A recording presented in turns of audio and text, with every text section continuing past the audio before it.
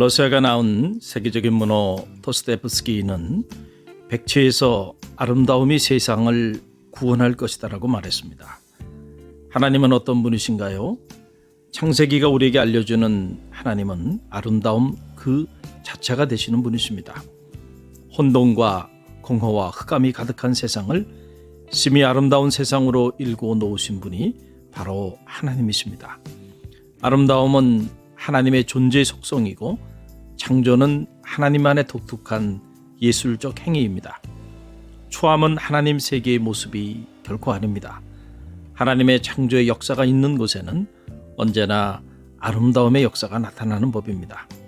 창세기 1장은 온통 하나님의 예술적 행위에 관한 기록으로 수놓아져 있습니다.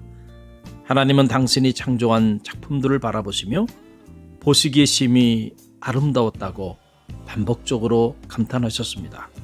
그렇습니다. 세계 내에 존재하는 모든 것들은 그분의 예술적 작품들입니다. 어느 것 하나 그분의 아름다운 손길이 미치지 않은 것이 없습니다. 기독교 영성이 말하는 자연계시 혹은 일반계시는 바로 이런 신학적 사고에 근거하고 있습니다. 이천에 가면 공방들이 참 많이 있습니다. 해마다 국제 도자기 박람회를 엽니다. 자주 그곳을 방문하곤 합니다. 도예 작품들을 볼 때마다 감탄이 절로 나옵니다. 명품을 볼 때에는 실로 감당할 수 없을 정도의 행복감에 젖어들곤 합니다. 사실 명품 도자기보다 더 놀라운 명품은 우리 자신입니다. 세계 내에 존재하는 모든 피조물들이 누구도 흉내낼 수 없는 하나님의 작품들입니다. 미학적 관점으로 창세기를 읽어보면 숨겨져 있던 놀라운 하나님의 아름다운 세계를 발견하게 됩니다. 지구의 예술가로서 하나님은 무엇으로 세상을 창조하셨나요? 하나님은 자신의 예술적 행위를 바로 말씀이란 신비로운 도구를 가지고 창조하셨습니다. 창세기 1장 안에는 하나님이 가라사대란 말이 무려 9번이나 반복해서 나오고 있습니다. 끊임없이 반복되고 있는 가세스라는 표현은 바로 하나님의 예술적 행위의 제1의 원리가 무엇인지를 우리에게 잘 나타내 보여줍니다. 그것이 무엇인가요? 바로 말씀의 원리입니다. 창조의 예술적 행위는 말씀이란 영적인 원리를 따라 이루어졌습니다. 첫 번째 빛을 창조하실 때에 창세기는 이렇게 기록하고 있습니다. 하나님이 가라사대 빛이 있으라 하심에 빛이 있었고 그 빛이 하나님 보시기에 좋았더라. 하나님은 세상을 그의 말씀을 통해서 창조하셨습니다. 말씀이 선포되는 곳마다 혼돈과 공허와 흑암은 사라지고 보기에 심히 아름다운 세상들이 창조되었던 것입니다. 하나님의 예술적 창조 행위는 지금도 여전히 유효합니다. 하나님의 말씀이 살아있는 곳에는 언제나 예술적 창조의 역사가 나타납니다.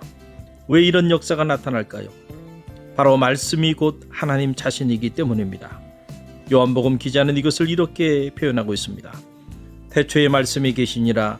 이 말씀이 하나님과 함께 계셨으니 이 말씀은 곧 하나님이시라. 만물이 그로 말미암아 지은 바 되었으니 지은 것이 하나도 그가 없이는 된 것이 없느니라. 누가 하나님을 경험하는 삶을 살아가고 있나요? 바로 하나님의 말씀을 경험하며 살아가는 사람입니다. 우리는 말씀 안에서 하나님을 만날 수 있고 말씀 안에서 그분과 교제할 수 있으며 말씀 안에서 그분의 예술적 행위에 동참할 수 있습니다. 하나님은 말씀 안에서 당신의 구원의 역사를 이루셨습니다. 요한복음 기자는 말씀이 육신이 되어 우리 가운데 오신 주님을 이렇게 소개하고 있습니다. 말씀이 육신이 되어 우리 가운데 거하심에 우리가 그 영광을 보리 아버지의 독생자의 영광이요 은혜와 진리가 충만하더라. 하나님은 아름다움 그 자체이시고 말씀은 그 아름다움을 드러내는 능력이며 동시에 하나님 자신이십니다. 그 말씀이 육신이 되어 우리 가운데 오셨습니다. 그분이 바로 우리 주 예수 그리스도이십니다. 예수 그리스도 안에서 우리는 하나님의 아름다움을 경험할 수 있는 새로운 길이 열린 것입니다. 요한복음 기자는 이렇게 전합니다. 예수께서 이르시되 내가 곧 길이요 진리요 생명이니 나로 말미암지 않고는 아버지께로 올 자가 없느니라. 구원이란 무엇인가요? 구원이란 이 땅의 추함을 몰아내고 아름다움을 꽃피우는 일입니다. 죄는 피조세계를 병들게 하는 가장 무서운 추함입니다. 죄로 얼룩진 세상은 온갖 추함으로 전락되고 말았습니다.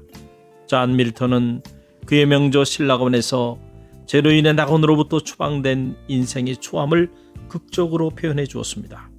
밀턴은 신라곤을 이렇게 시작합니다. 인간 태초의 불복, 그리고 저 금단의 나무 열매요, 그 치명적인 맛 때문에 죽음이 세상에 찾아오고 온갖 슬픔 또한 따라와 에덴 동산을 잃자 하나님은 자신의 창조의 작품인 세상을 너무도 사랑하셨습니다. 추함으로 얼룩진 낙원 밖에 던져진 인생을 다시 회복시키고자 움직이셨습니다. 말씀이 육신이 되어 우리 가운데 오신 예수 그리스도는 또 다른 차원의 하나님의 예술적 창조의 행위입니다. 말씀이 예수 그리스도를 통해서 새롭게 예술적 창조의 역사를 시작하신 것입니다. 새 창조의 역사가 바로 그것입니다. 사도 바울은 그리스도 안에서 새롭게 변화된 인생을 이렇게 노래하였습니다. 그런즉 누구든지 그리스도 안에 있으면 새로운 피조물이라. 이전 것은 지나갔으니 보라 새 것이 되었도다. 여기서 새 것이 되었다고 하는 것은 이전에 없던 것이 새롭게 만들어졌다는 것이 아닙니다. 그 이전에 있었으나 죄로 인해서 왜곡되고 상실되었던 본래의 아름다운 모습을 다시금 회복하였다는 것을 의미합니다. 하나님의 형상이 바로 그것입니다. 하나님의 형상은 하나님의 아름다움을 가장 잘 나타내 보여주는 하나님의 하나님 되심의 존재의 속성입니다. 예수 그리스도가 이 땅에 오시기 700년 전에 이사야 기자는 구속함을 받을 새 창조의 세상을 이렇게 예언하였습니다. 광야와 메마른 땅이 기뻐하며 사막이 백합화같이 피어 즐거워하며 무성하게 피어 기쁜 노래로 즐거워하며 레바논의 영광과 갈멜과 샤론의 아름다움을 얻을 것이라. 그들이 여호와의 영광 곧 우리 하나님의 아름다움을 보리로다. 추함은 아름다움의 부재입니다. 마치 빛이 조명되면 어둠이 사라지듯이 하나님의 아름다움이 그의 예술적 창조의 행위로 덧칠될 때 추함은 사라지고 말 것입니다. 아름다움의 화신으로 오신 예수 그리스도 안에서 이 땅의 추함을 몰아내고 새롭게 아름다움을 꽃피우는 역사가 나타나길 소망해 봅니다.